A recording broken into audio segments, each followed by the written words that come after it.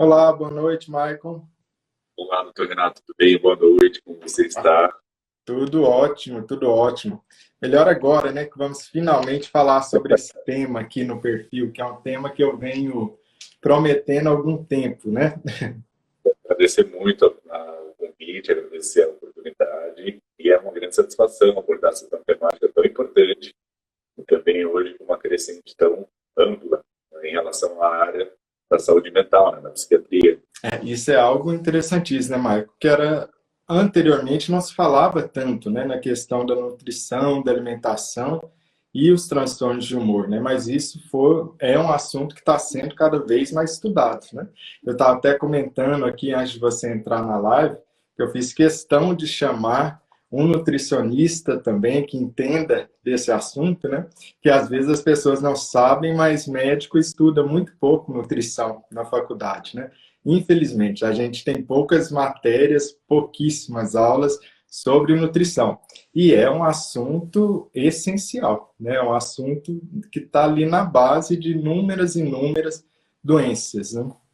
Exatamente. Hoje, as doenças cardiometabólicas, né, que não se dissocia a alimentação de outras condições, que inclusive, como vem uma crescente muito grande de transtornos mentais, como transtorno de humor e principalmente transtornos alimentares, com esse avanço tecnológico e principalmente midiático, que envolve as mídias sociais, processos comparativos, essa excessiva idolatria ao padrão de beleza, então cada vez mais importante. E, por outro lado, com a pandemia da obesidade, né, o excesso de ultraprocessado, a gente vem observando uma relação importantíssima entre uma má alimentação e a contribuição para o desencadeamento, para o aparecimento de transtornos mentais, como transtornos alimentares e principalmente de humor.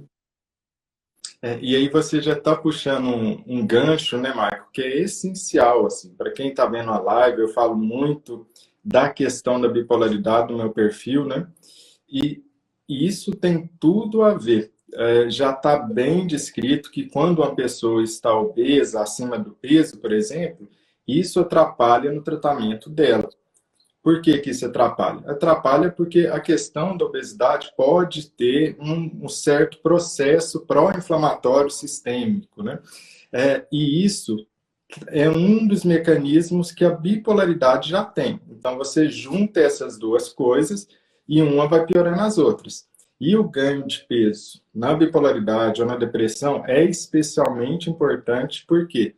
Porque os sintomas podem levar a isso. Depressão com aumento de peso já é uma das características de uma depressão bipolar. E os próprios medicamentos, vários, podem levar a um aumento de apetite, né? O que não é aumento de apetite por alface. Os medicamentos levam a aumento de apetite por doce, por carboidrato simples, especialmente ali no período noturno, né? E Michael, a questão principal, a alimentação, então, tem a ver com o transtorno de humor, no sentido Sim, de causar alterações de humor? Porque muita gente não é convencida disso, né? sim, tem uma relação importante, né? Como você mesmo citou a respeito da obesidade, algumas condições onde o paciente apresenta um excesso de peso, ou até mesmo o próprio transtorno de humor que carrega ele de aumentar esse peso.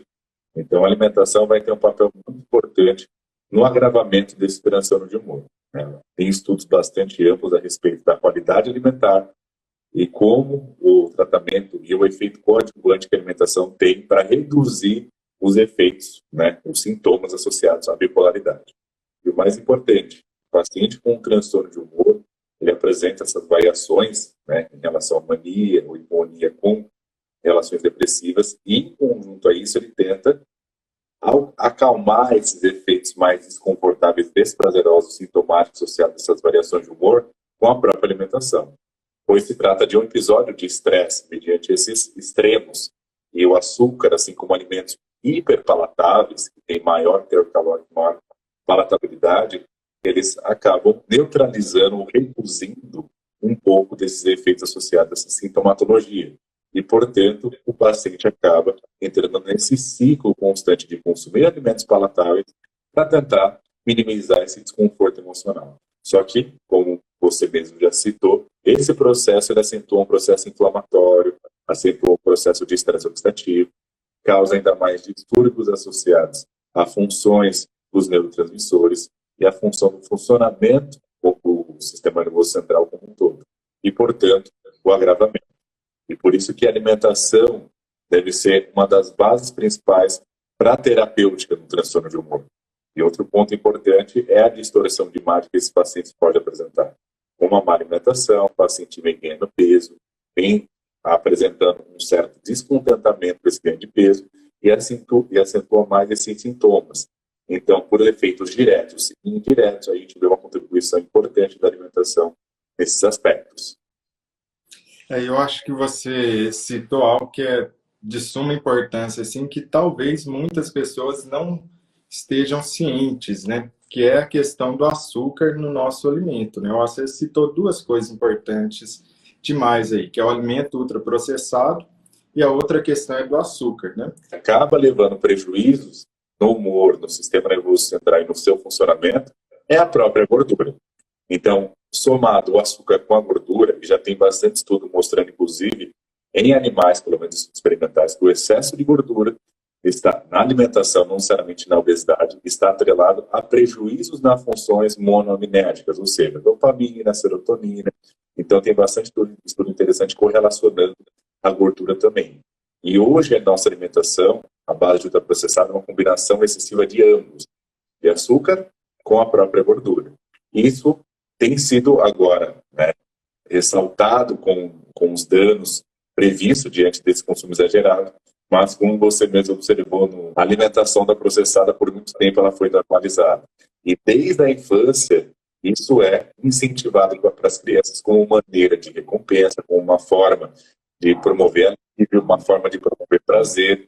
Então, por isso que nessa normalização do consumo de ultraprocessado em excesso, só que em conjunto a isso, o reflexo vem nessas futuras consequências relacionadas ao excesso de peso futuro, que é a obesidade infantil, obesidade na adolescência, aí vem com toda aquela carga emocional diante dos padrões estéticos sociais, e em conjunto a isso, com excesso de alimentos hiperpalatáveis. O paciente não consegue dissociar isso da sua vida, pois ele acha que aquilo é a única maneira de conseguir sentir prazer, e aí num transtorno de humor, seja ele desencadeado com ganho de peso, ou ganho de peso desencadeado por ele, o paciente, então, se ancora na comida, principalmente ultraprocessada, como principal alívio, e, portanto, isso acaba causando ainda mais prejuízo para a sua saúde mental e para o tratamento, e para a terapêutica.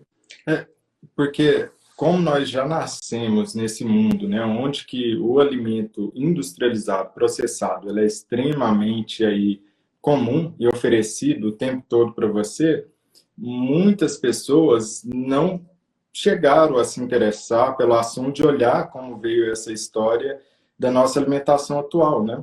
A alimentação, ela passou por uma completa revolução aí, da década de 40, talvez, 50, né? Começou a se industrializar o alimento e, obviamente, quanto mais gostoso, palatável um alimento, mais ele vendia. Então, a indústria foi modificando os alimentos para ficarem cada vez mais palatáveis, né? A ponto de, hoje em dia, provavelmente a maioria das pessoas não tem muita noção mais do que é doce e do que não é doce. Você coloca uma fruta que é natural e a pessoa vai achar aquilo ali até meio amargo, quando, na verdade, o paladar anteriormente falaria que era doce. Porém, é tanto alimento ultraprocessado com essa questão de ficar hiperpalatável, porque isso vende mais e isso dá mais dinheiro quando vende mais, que a gente perdeu a noção do que realmente seria algo doce, né? Aquele famoso xarope de milho, né? Que é colocado em todos os alimentos. As indústrias, elas têm um nome que eles chamam de bliss point, né? Que é o ponto ótimo do alimento. Então, o pessoal até brinca, nossa, eu vou comprar um salgado e ele vem mais ar do que ele vem salgado. Mas é justamente essa dosagem de ar específica é o que deixa o alimento na proporção ideal, no sabor ideal, nas condições ideais, para que ele consiga ter maior adesão pela população. Então, tudo é bem estrategicamente elaborado para que tenha maior número de vendas, maior afinidade pela população com aquele alimento. Então, a indústria ela veio trabalhando isso fortemente para que ela conseguisse aderir a população a esse estilo de vida, com esse consumo de alimentos. O problema é que, diante de uma hiperestimulação no sistema de recompensa através desses alimentos, que a gente condiciona comportamento de risco. Só que pelo fato dessa hiperestimulação, a gente tem dificuldade de aderir a hábitos saudáveis. O nosso cérebro, ele faz um comparativo daquilo que é mais e menos prazeroso do que aquilo que é mais e menos recompensador. E, obviamente, quando o indivíduo ele consome algo que é menos recompensador, que são alimentos saudáveis, ele não tem um interesse. E quando o indivíduo está no transtorno bipolar, a maneira de tentar minimizar um pouco desse desconforto é através de comportamentos que promovam maior prazer subjetivo. E para isso ele vai através dos alimentos. A mudança da alimentação inicialmente, ela é um desafio para pacientes, inclusive, que têm obesidade e excesso de peso, porque o paciente ele não consegue enxergar outras maneiras de sentir alívio a não ser com alimento hiperpalatável. E por isso que esse tratamento, em conjunto com terapeuta, com psiquiatra, ele é essencial para a gente conseguir acertar o ponto certo para que o paciente consiga, pelo menos nos primeiros momentos, aderir à dieta. Porque é muito difícil para o paciente que só encontra prazer na alimentação, mudar a alimentação dele para uma condição menos palatável, menos prazerosa. Então é um desafio. Por isso que a importância está nessa mudança. Porque aí a gente está falando de mudanças de hábitos que são difíceis de serem implementadas, principalmente porque uma das dificuldades é que o ambiente não está favorecendo, a não ser que você faça e modifique esse ambiente. O que eu quero dizer com isso? Tá, você vai fazer dieta, ótimo, né? Mas aí tem um pote de leite condensado na sua casa, tem um chocolate e mais vários docinhos da sua avó que você fez. Agora você vai precisar reprimir aquele comportamento, segurar aquele comportamento toda vez que você vai na cozinha. Quantas vezes você vai na cozinha?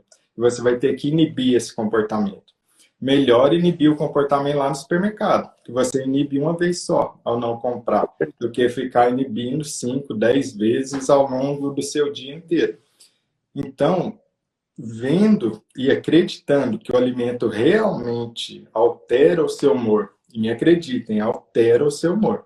Se você não está percebendo, é porque sua alimentação está nessa questão que o Michael está falando, de alimentos ultraprocessados, hiperpalatáveis, e você não sabe o que é não estar nesse ambiente alimentar, ingerindo esses alimentos. O que é a realidade de muitos pacientes. Nem se alimenta de coisas que sejam mais saudáveis ou que não sejam esses alimentos. Aí você nem consegue perceber o contraste, né? Como que é o meu humor sem esses alimentos? Não sei, não fiquei nem um dia sem eles, né? Estou todo dia desse jeito, eu nem sei como é meu humor se eu não alimentar desse tipo de comida, né? Ultraprocessada, hiperpalatável. Perfeito. E nessas condições, né, com transtorno de humor, o paciente ele é mais sensível a essas mudanças e principalmente ao desconforto associado a essas mudanças. Então, quando o paciente ele migra de uma alimentação hiperpalatável para uma alimentação mais saudável, ele vai ter sim um decréscimo na experiência de prazer naquele momento.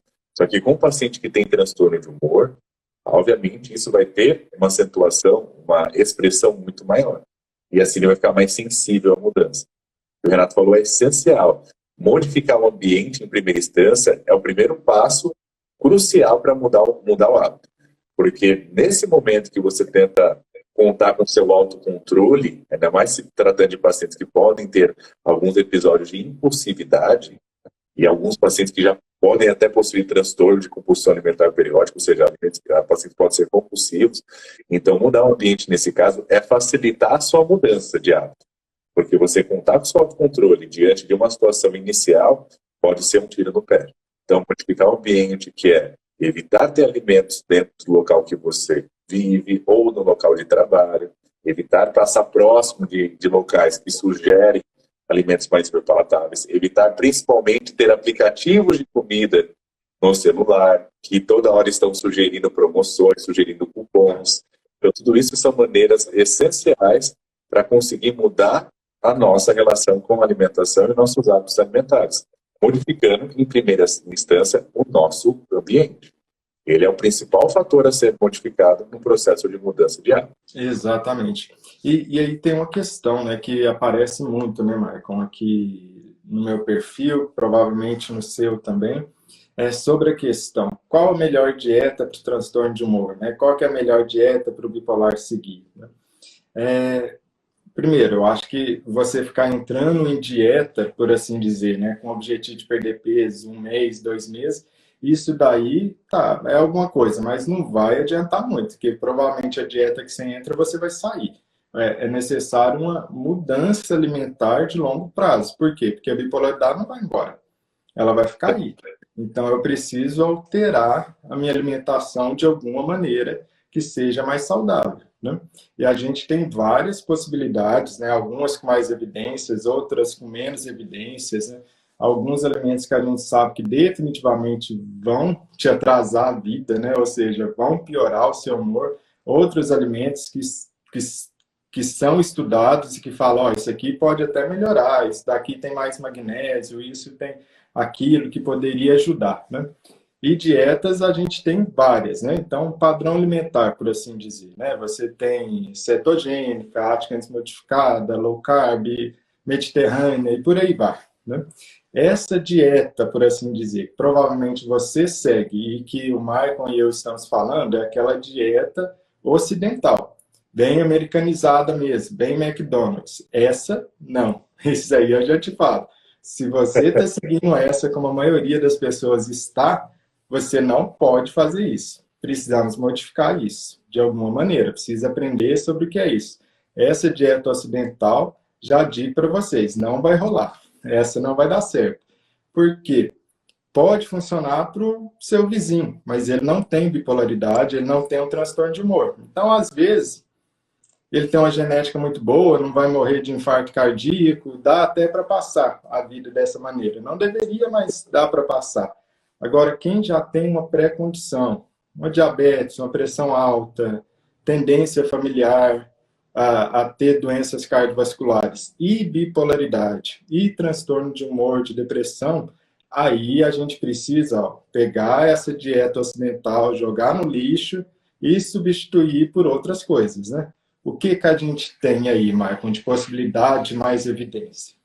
Perfeito. A dieta ocidental realmente, em qualquer situação, até mesmo para o indivíduo que apresenta uma genética favorável, é importante jogar no lixo, porque ela, de fato, é um dos contribuintes para os problemas de saúde que temos hoje, tanto problemas metabólicos como os problemas mentais. Então, independente, ela tem que ser jogada no lixo. O ponto importante é entender que a dieta ela serve como uma ferramenta. Então, ela é uma maneira da gente conseguir organizar a rotina do paciente e direcioná-lo para um objetivo em específico, certo? Então, a dieta é uma ferramenta. E aí, a gente já começa a desconstruir aquele conceito de qual dieta é a melhor ou qual ferramenta dietética é a melhor. E aí entra as dúvidas sobre dieta cetogênica, sobre jejum intermitente, né, sobre dietas low carb em geral, sobre dietas high carbs, ou sobre dietas mediterrâneas, dieta DASH. Então, temos diversos tipos de ferramentas dietéticas. Exatamente, a paleolítica, carnívora, enfim, algumas realmente são totalmente descredibilizadas, por exemplo, a carnívora pode jogar no lixo também, igual ocidental, não tem uma relevância importante, mas, no geral, elas são ferramentas que, no final das contas, é importante enxergar qual o quadro clínico do paciente e, principalmente, como o paciente se identifica com aquela dieta, ou seja, se o paciente tem adesão à dieta. Pacientes com diabetes, com alguma baixa sensibilidade à insulina ou resistência à insulina pode sim se beneficiar com dietas baixas em carboidratos, que não necessariamente precisam ser cetogênicas. Por mais que tenha discussões a respeito sobre os efeitos benéficos dos corpos cetônicos no sistema nervoso central, ou seja, os efeitos neurotransmissores, muitos estudos são experimentais. Eles não têm base clínica fundamentada para corroborar com dieta cetogênica para transtorno de bipolaridade. Tá? E é muito difícil de aderir. Então, o paciente ainda pode agravar o seu transtorno de bipolaridade por se sentir frustrado por não conseguir seguir a dieta por muito tempo. Ela é uma estratégia que, para pacientes com diabetes tipo 2, que possuem uma baixa tolerância à glicose e alta sensibilidade, alta resistência à insulina, podem se beneficiar inicialmente com a dieta. Mas depois, se o paciente não aderir, é importante fazer a manutenção.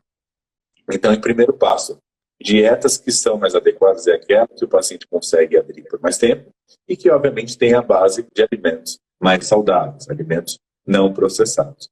Se a gente fala de uma dieta ápice realmente que apresenta benefício na literatura, é a dieta mediterrânea.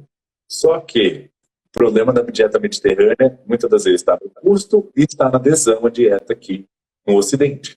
É o que a gente tem mais de evidência de benefícios com dietas mediterrâneas, porque elas são ricas em óleos vegetais, principalmente azeite, são ricas em oleaginosas, em grãos, em vegetais. Então, assim, é uma dieta que em peixes. Então, é a melhor evidência de dieta para toda doença que consiste, só que muitas das vezes não consegue se aderir pelo fato do custo-benefício, do custo da dieta, tá? E até mesmo da adesão do próprio paciente.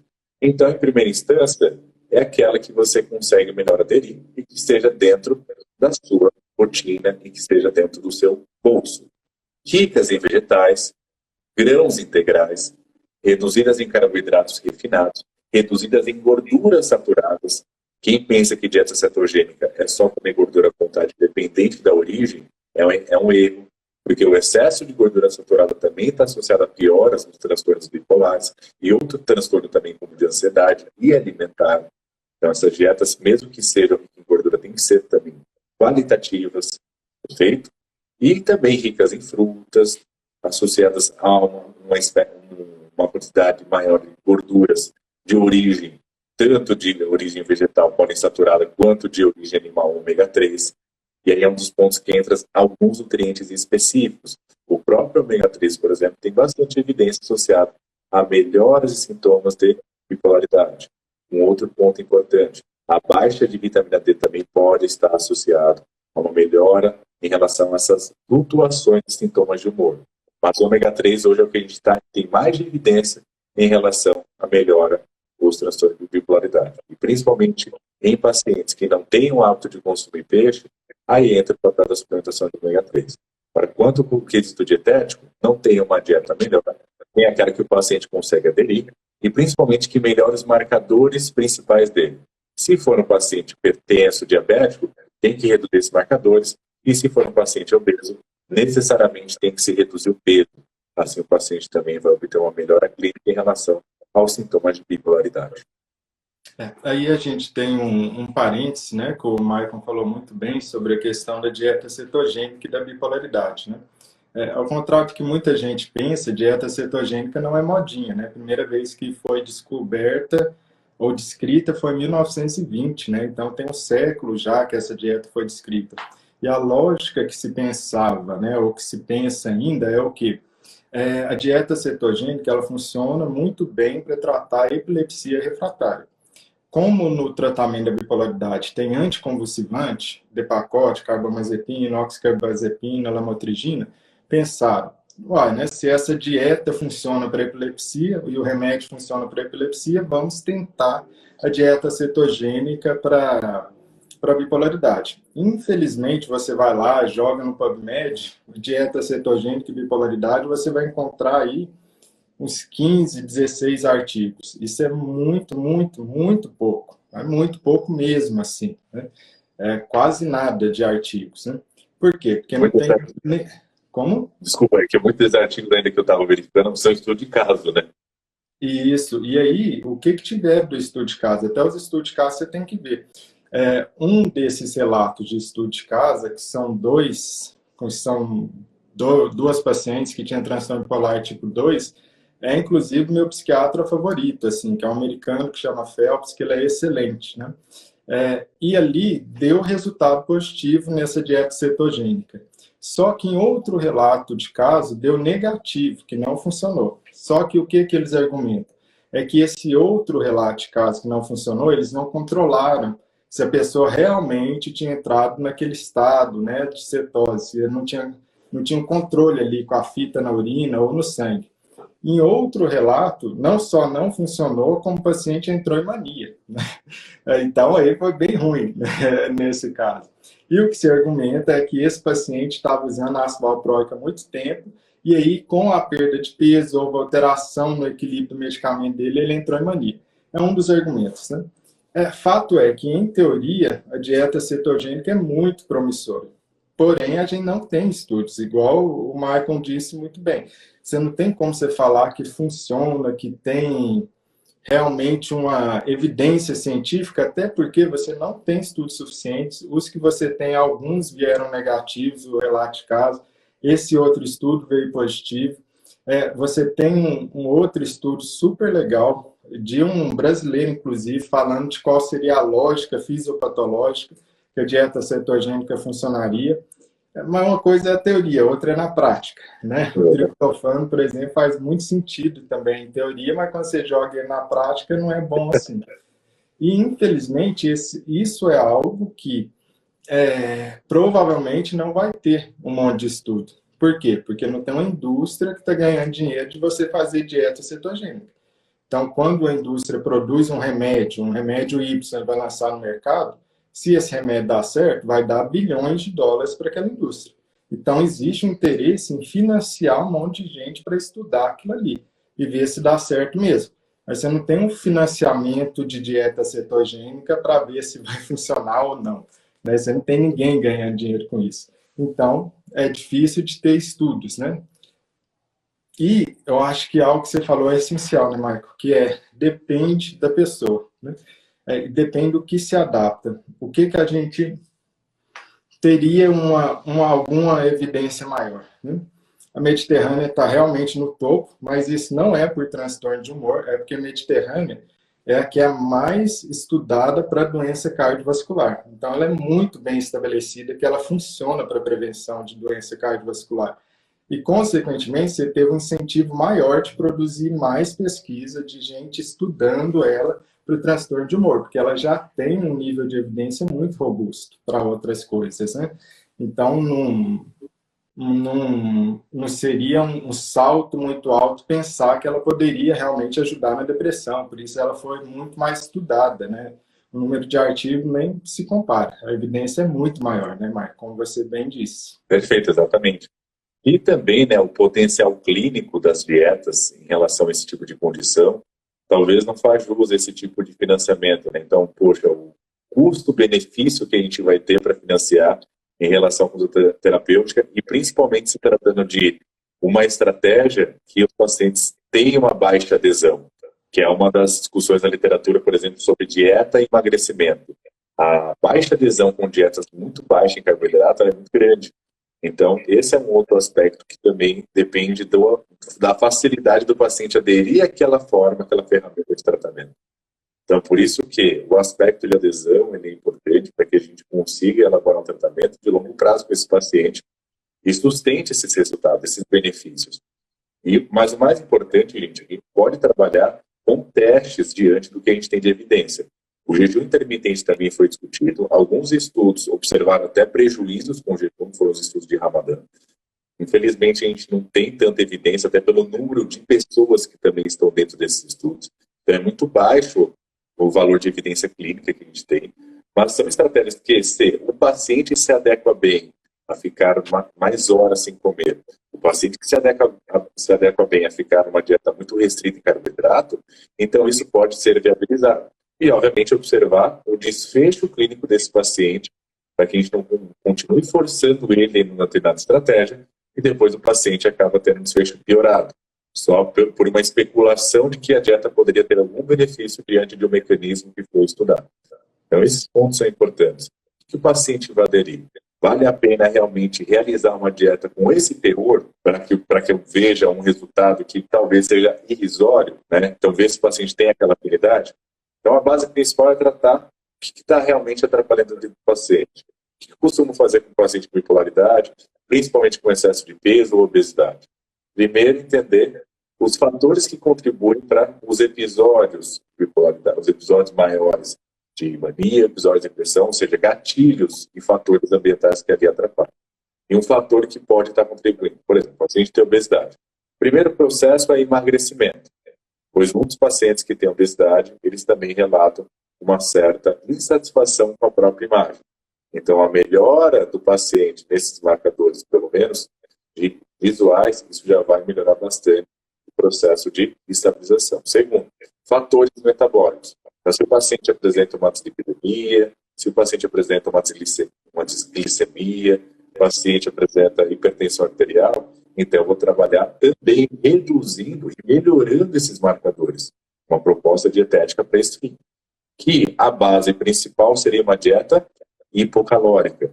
E um dos pontos fortes também que tem na literatura de evidência é que dietas com restrições calóricas apresentam benefícios substanciais, tanto para a saúde metabólica quanto para a saúde mental, em termos de longevidade, em termos de redução do estresse oxidativo, em redução da inflamação. Então são todos os fatores que podem ser contribuídos com uma dieta de restrição calórica. E, em conjunto a isso, melhorar qualitativamente a dieta.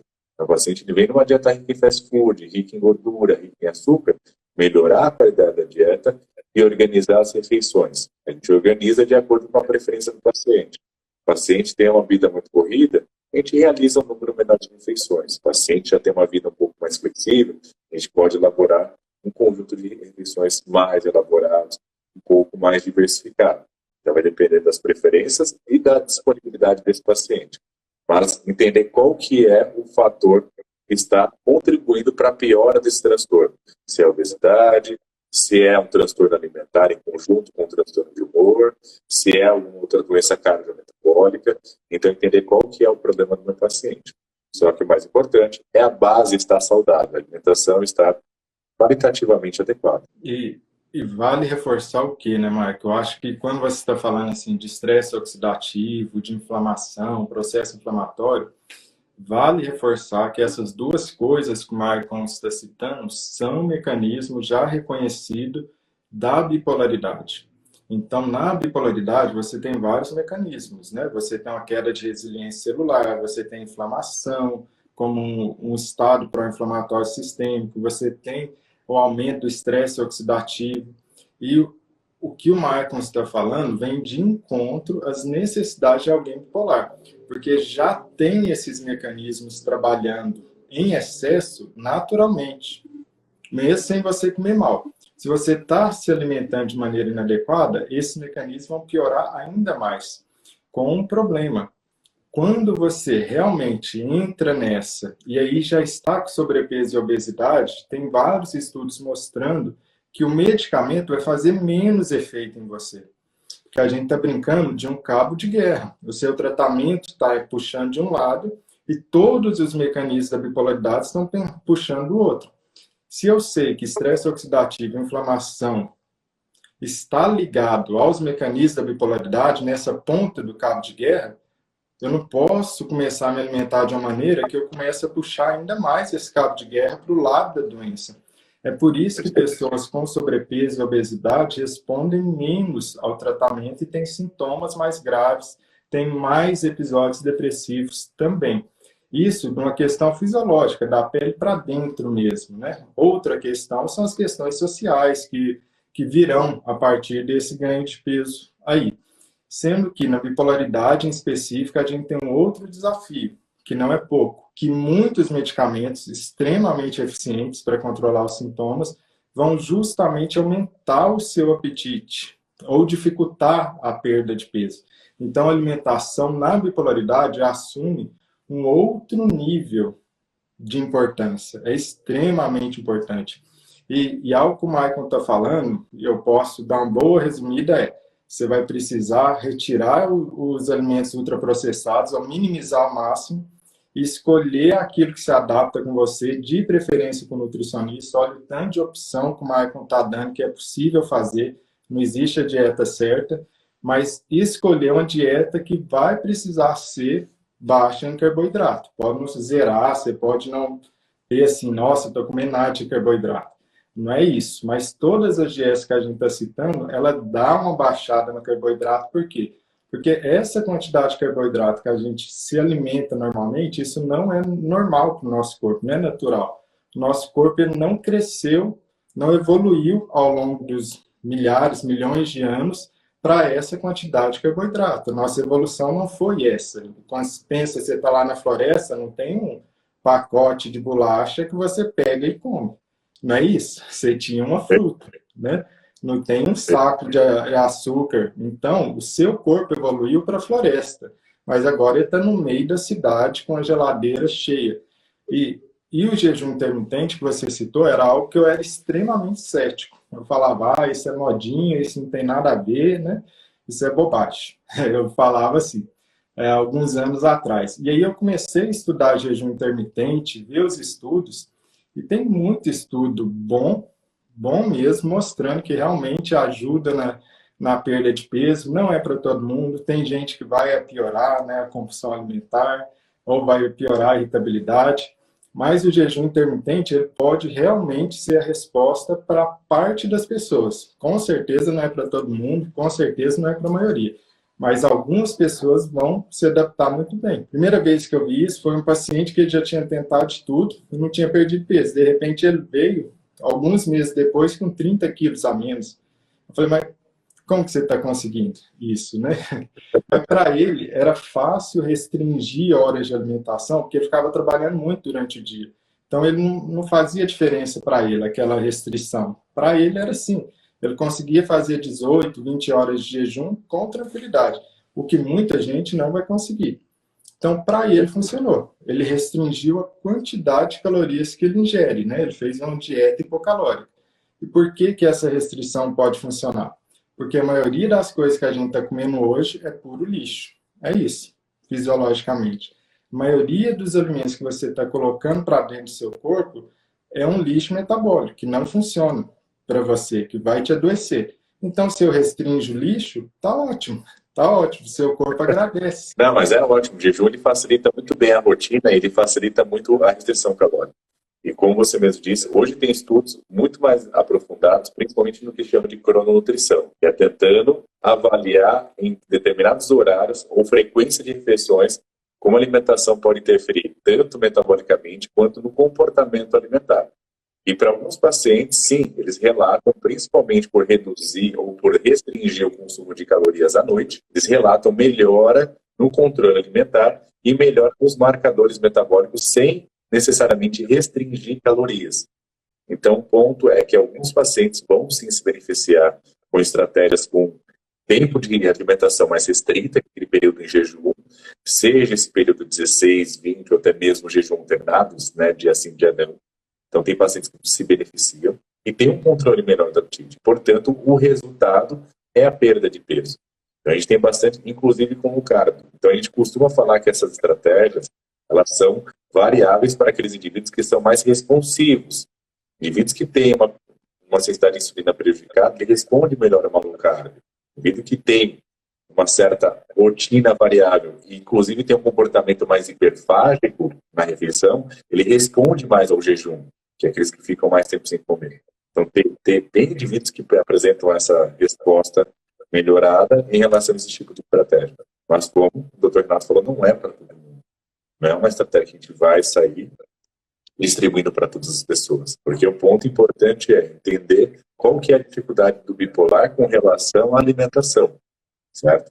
E como ele desconta esses eventos emocionais na própria alimentação. E dentro desse contexto, um paciente obeso, um paciente que já vem de problemas com relação alimentares. Então, como a gente vai estabelecer uma estratégia para que ele consiga aderir a uma dieta que dê resultado para ele e que ele se sinta satisfeito com aquilo. Então, esse justamente é o desafio.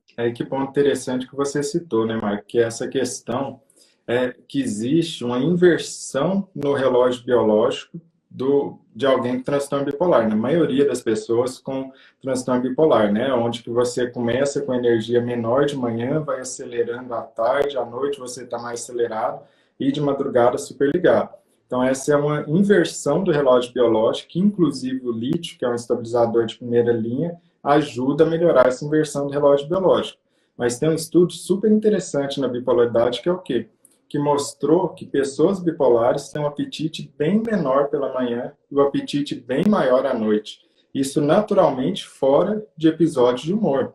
Então, não é porque ela estava deprimida ou em mania, não. Já era um padrão mesmo, né? De se alimentar menos pela manhã e comer mais à noite, ter essa tendência, né? Que é justamente a inversão, né? Do que a gente deveria fazer. Perfeito.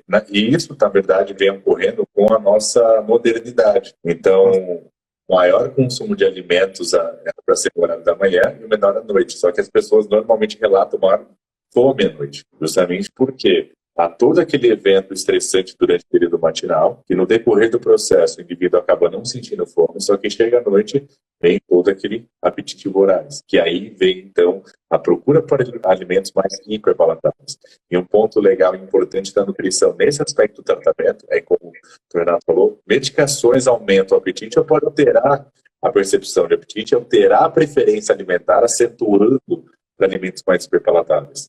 Então, é interessante que, aonde o paciente pode estar com mais dificuldade, reduzir a exposição desses alimentos, reduzir a frequência desse consumo de alimentos para que o paciente consiga ter sucesso no tratamento e emagrecer, ou o paciente, pelo menos, não tenha um ganho de peso mais acentuado no processo de tratamento. Então, organizar a alimentação nesse período é essencial, porque se o paciente ele é um paciente eutrófico, sobrepeso, e entra com tratamento e ganha peso, então esse ganho de peso pode reduzir a eficácia desse tratamento.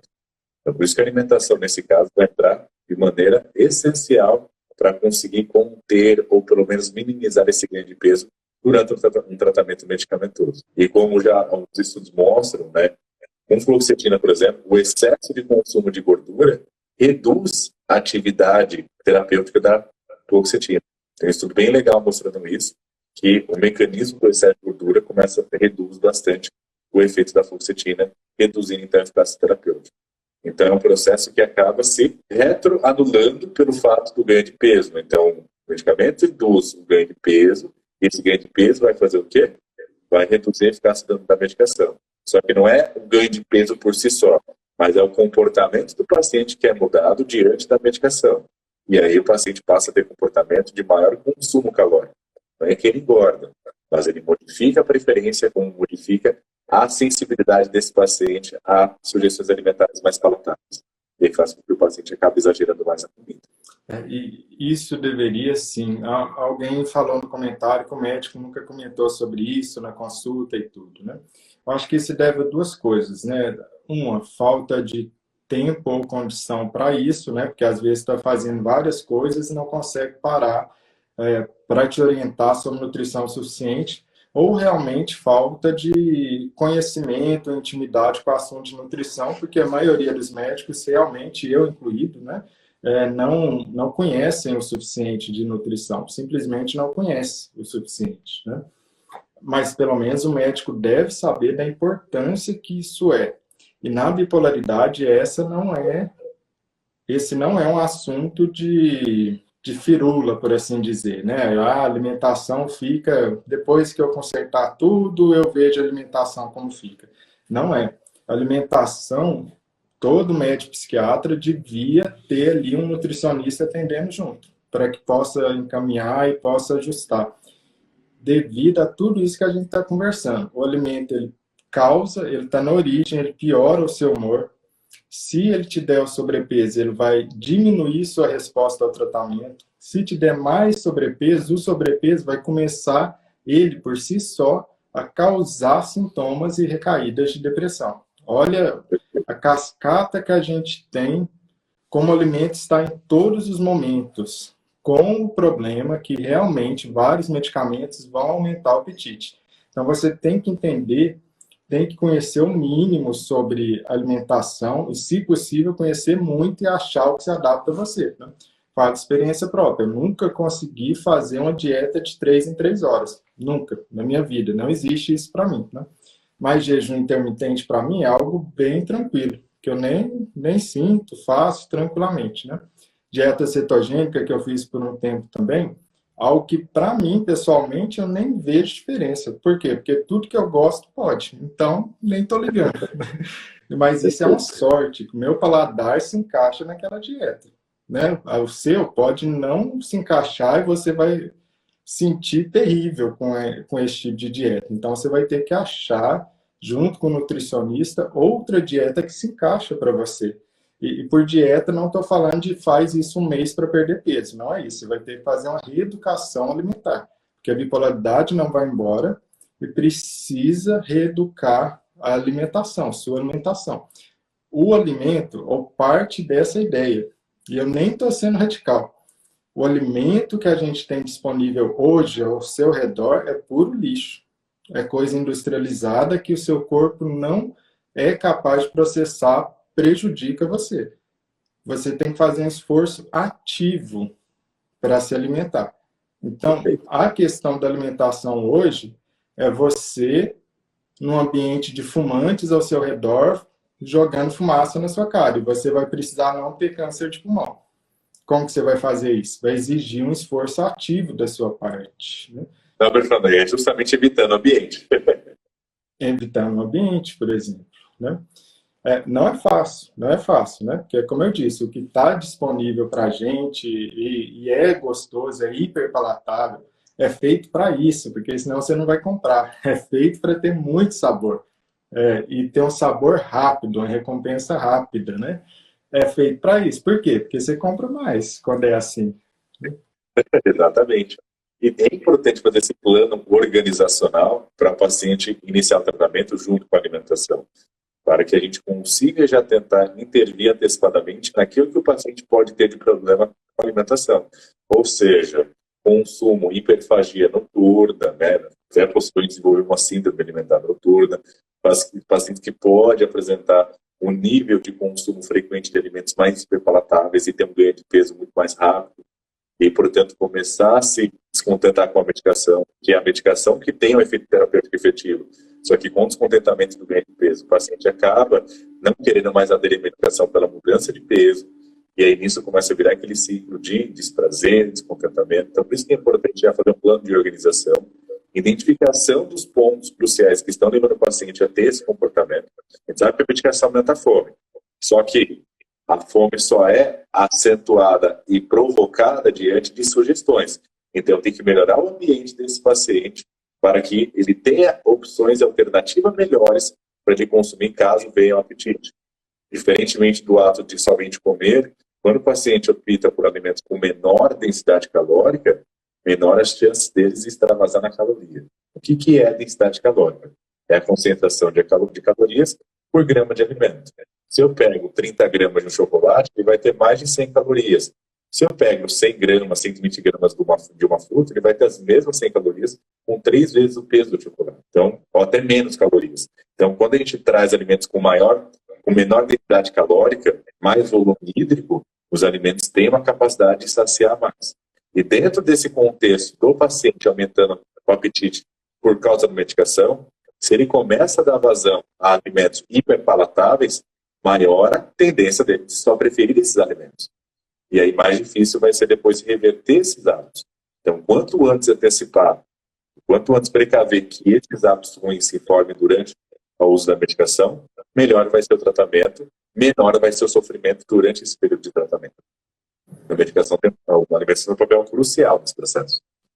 E, Marco, para a gente fazer o raciocínio inverso aqui, né? Eu acho que você chegou a citar o ômega 3, né? Que realmente é um suplemento que tem muita evidência de melhorar, principalmente a depressão bipolar, mas já adianto para vocês, não é qualquer ômega 3, tem um tipo de ômega 3 certo, tem a proporção entre EPA e DHA que foi estudado, tem a quantidade de EPA que você vai ter que tomar, né? Não é qualquer ômega 3, não é qualquer dose. Precisa conversar com seu médico e não é qualquer pessoa que pode usar ômega 3. Se você usa anticoagulante e você usa ômega 3 junto, isso pode piorar muito, né? Anticoagulante que eu falo é o AS, o clopidogrel, por aí vai. Então, conversa com seu médico antes disso, né? Outro suplemento que tem com menos evidência que o ômega 3, sem dúvida, o ômega 3 tem uma evidência muito maior, é a N-acetilcisteína, né? Mas que é demorado, que demora 6 meses até fazer o seu efeito, né? Em teoria, teria algum efeito devido à alteração que ela faz no glutamato, né? Que é um neurotransmissor no nosso cérebro, que está aumentado e a N-acetilcisteína poderia ajudar reduzindo isso, né? Além de alguns mecanismos de estresse oxidativo. Mas aí já é uma evidência bem menor, mas existe também para depressão bipolar, né? E os alimentos, Michael? Existem alguns alimentos aí que possam ser mais recomendados ou que são mais recomendados, né? Por assim dizer, que podem auxiliar, porque nós estamos falando tudo que não pode, né? Alguns outros têm alguma evidência de auxiliar no transtorno de humor? O papel deles, dos alimentos, em termos clínicos expressivos, não é tão grande. Mas partindo de alguns pressupostos, né, os compostos bioativos, flavonoides, antocianinas, fitoquímicos, todos eles contêm frutas e vegetais, principalmente né? Alimentos de cor roxa, alimentos de cor alaranjada, e alimentos, obviamente, de cor verde, verde escuro, principalmente, contêm componentes que podem auxiliar. E o clássico consumo de peixe, né? É considerado o peixe e as nozes, que são considerados fontes de gorduras cruciais para a melhora no efeito neuroprotetor, tá? Então, peixes e oleaginosas é o que mais temos evidências em relação a esse tipo de diretriz alimentar, em conjunto com os fitoquímicos provenientes de vegetais e frutos, certo? Só que o ponto importante, tomar cuidado com oleaginosas, principalmente, no que se refere ao teor calórico, perfeito? Pois senão vai acabar extravasando nos níveis de teor calórico. E, obviamente, evitar alimentos ricos em açúcares, carboidratos refinados e gorduras saturadas. Mas, no geral, os vegetais, frutas, peixes e oleaginosas são os que mais têm evidência de papel neuroprotetor, que envolve, inclusive, melhora nos sintomas de transtorno de humor. Perfeito? Tu citou de um suplemento, a vitamina D, né, quando deficiente, parece que apresentou uma relação fraca, mas apresentou uma relação. Ácido fólico também foi discutido, né, algumas literaturas. Isso a gente encontra também facilmente em alimentos à base de grãos e até mesmo alimentos de origem animal. E o ômega 3 hoje é o que mais tem rica em evidência, principalmente aquela fonte EPA, né, que é o eicosapentaenoide. Parece que é a fonte que mais possui. No entanto, o Dr. Renato falou, muito cuidado com o ômega 3, pois o excesso pode ter interação com outro medicamento anticoagulante e pode levar ao aumento de risco de hemorragias para esses pacientes que usam o anticoagulante. Então, tem que tomar muito cuidado com o uso excessivo de ômega 3.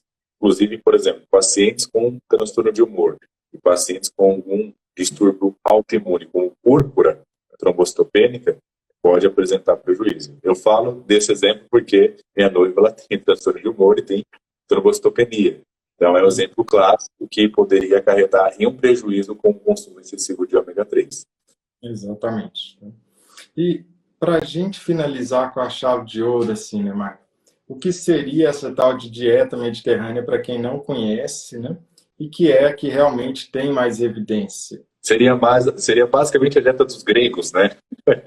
Ou dos italianos, mediterrâneos, que é basicamente ricas em oleaginosas, como eu falei para vocês, ricas em peixes, ricas em azeite, a dieta, grãos, tá? Grãos integrais, frutas e vegetais verdes escuros, tá? Essa é basicamente a proposta da dieta cetogênica, da dieta do Mediterrâneo. Mas principalmente ela é regada mais com vegetais, grãos integrais e com a base de gorduras, como gordura do peixe e gordura das oleaginosas. Essa é basicamente a proposta de dietética com mais evidência diante desses alimentos que a gente acabou de discutir, e coincidentemente são alimentos que possuem maior papel neuroprotetor. E quando eu falo da dieta mediterrânea, sempre vem a pergunta, né? Ah, mas o copo de vinho pode, então, né? Não vem dar uma despertinho, não, viu? O copo de vinho aí, é algo controverso em relação à doença cardiovascular, já teve vários outros estudos mostrando que não é bem aquilo que aquele primeiro estudo mostrou, que protegia o coração e tudo, né? Tem várias falhas metodológicas lá, mas independentemente disso, se isso funciona ou não para cardiovascular, a questão é, na bipolaridade, com o uso dos medicamentos que precisa fazer uso, sem o vinho. O resto pode tudo, né? Para isso que tem a uva aí, né? O suco de uva, a própria uva. Exatamente. Para substituir os efeitos do álcool. E nesses pacientes, né, o álcool ele pode ser pode trazer uma substância, pode ser uma substância um pouco prejudicial, até no risco do paciente desenvolver dependência do consumo de álcool. Então, temos a uva, temos hoje o suco concentrado de uva. Falando da uva, ele lembrou de um outro componente muito interessante que a gente pode utilizar, é preparos com beterraba. A beterraba contém nitrato, que tem efeito vasodilatador, antioxidante, e papel que auxilia na vascularização cerebral, ou seja, o papel neuroprotetor na melhora da vascularização do sistema nervoso. Então, a beterraba também é um nutriente que pode ter esse papel auxiliar no processo. Mas, principalmente, respeitando as bases. Não tem uma dieta mágica, não tem um tratamento mágico, tudo tem que ser seguido conforme o que o profissional prescrever e, obviamente, respeitando a conduta, respeitando o tempo necessário para o tratamento fazer efeito. Tem quem vender para vocês algum método milagroso para curar alguma coisa, está sendo antiético, negligente e sem vergonha, né? Está sendo esperto, para tentar ganhar o seu dinheiro. Eu gostaria de agradecer muito, viu, Michael, o convite para você participar da live hoje, né? Trazer toda essa riqueza de conhecimento sobre alimentação e sua relação com os transtornos de humor, né? Que não é pouca, viu, gente? Não é pouca. Esse é um assunto, infelizmente, muito negligenciado. Já tinha bastante tempo que eu queria fazer essa live aqui, justamente pela importância do assunto, a discrepância que existe na importância desse assunto em relação ao quanto que é falado. Deveria ser falado e as pessoas, qualquer pessoa com transtorno de humor, deveria se interessar e muito por essas questões de alimentação. Isso é o tratamento natural que funciona, que tanto me pedem, né? E tratamento natural, e tratamento natural. Estamos falando aqui de um tratamento mais natural impossível e que tem evidência de funcionar. Perfeito. Doutor, quero agradecer muito o convite, agradeço também a presença de todos. É uma honra, uma satisfação enorme estar aqui com vocês, estar aqui contigo, podendo compartilhar e podendo receber tamanho conhecimento também proposto por Chico. E, novamente, a dieta ela tem um papel essencial, mas coadjuvante. Isso não substitui uma consulta com psicólogo e nem com psiquiatra. Transtorno de humor não é uma coisa séria, é algo extremamente complexo e perigoso. Então, não troque os tratamentos convencionais por aqueles alternativos e miraculosos prometidos, pois isso vai trazer ainda mais benefícios para a saúde. Sim, isso é o que a gente chama de pilares da nossa saúde. Uma boa noite de sono, não ser sedentário, ou seja, ter uma rotina de atividade física e exercício físico e ter uma boa alimentação e uma vida com o menor estresse possível. E ainda assim, usufruir dos tratamentos medicamentosos quando necessário, pois eles serão um outro pilar muito importante para manter o paciente com uma melhor qualidade de vida e longe de riscos associados a esse transtorno de humor. Excelente, viu? E já fica o convite para a gente fazer a próxima, viu? Depois é só marcar a data. Renato, muito obrigado. Um abração a todos e um bom fim de noite. Obrigado, gente. Um abraço. Obrigado. Até mais. Tchau, tchau.